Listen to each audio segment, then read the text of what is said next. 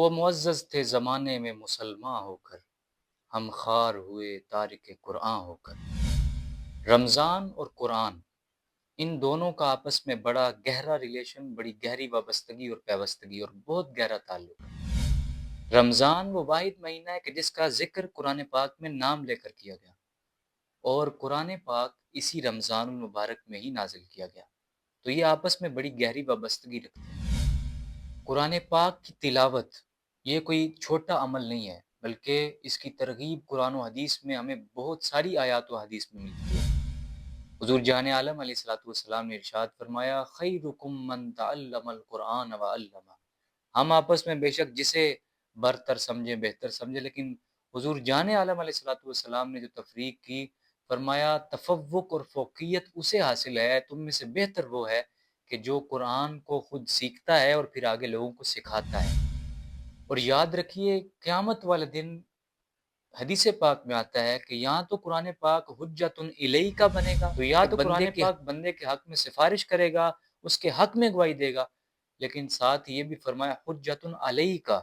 اگر قرآن کے حقوق ادا نہیں کیے تو فرمایا کہ یہ قرآن اس بندے کے خلاف بھی گواہی دے گا۔ حضور جان عالم علیہ الصلوۃ والسلام نے ارشاد فرمایا، اقرأ القرآن فإنہ یاتی یوم القیامت شفیعا لاصحابہ، کہ قرآن پاک کی تلاوت کیا کرو، یہ قیامت والے دن اپنے پڑھنے والے، اپنے قاری کی شفاعت اللہ کی بارگاہ میں کرے گا۔ ترمذی شریف کی حدیث قدسی ہے، اللہ رب العزت نے ارشاد فرمایا کہ جو بندہ قرآن میں مشغول رہا، میرے ذکر میں مشغول رہا، اور اس نے مجھ سے کچھ مانگا نہیں ہے، اسے اتنا وقت ہی نہیں ملا کہ وہ مجھ سے مانگ سکے، قرآن میں اور میرے ذکر میں مشغول رہا، فرمایا میں اسے مانگنے والوں سے بھی کئی گنا بڑھ کر انہیں عطا فرماؤں۔ اور یہ جو قرآن کا اور روزے کا گہرا تعلق ہے، معجم الکبیر لطبرانی کی حدیث پاک ہے۔ حضور جان عالم علیہ الصلوۃ والسلام نے ارشاد فرمایا، قیامت والے دن روزہ اللہ کی بارگاہ میں عرض کرے گا کہ اے باری تعالیٰ، میں نے اسے سارا دن کھانے پینے سے اور شہوات سے روکے رکھا، تو لہٰذا میری سفارش اس کے حق میں قبول فرما، تو اللہ رب العزت سفارش قبول فرمائے۔ اسی طرح قرآن اللہ کی بارگاہ میں سفارش کرے گا کہ میں نے اسے رات کو نیند سے روکے رکھا اور یہ قرآن کی تلاوت کرتا رہا، تو اے باری تعالیٰ میری اس کے حق میں سفارش قبول فرما، تو اللہ روزے کی بھی اور قرآن کی بھی سفارش بندے کے حق میں قبول فرمائے۔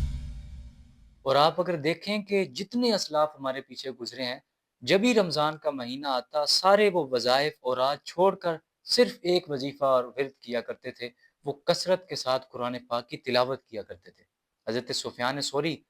آپ کا بھی یہی معمول تھا کہ جب رمضان کا مہینہ آتا سارے اوراد و وظائف چھوڑ کر آپ کثرت کے ساتھ تلاوت قرآن میں مشغول ہوتے۔ لہٰذا اس ماہ رمضان المقدس میں ہمیں زیادہ سے زیادہ قرآن پاک کی تلاوت کرنی چاہیے، قرآن پاک سے محبت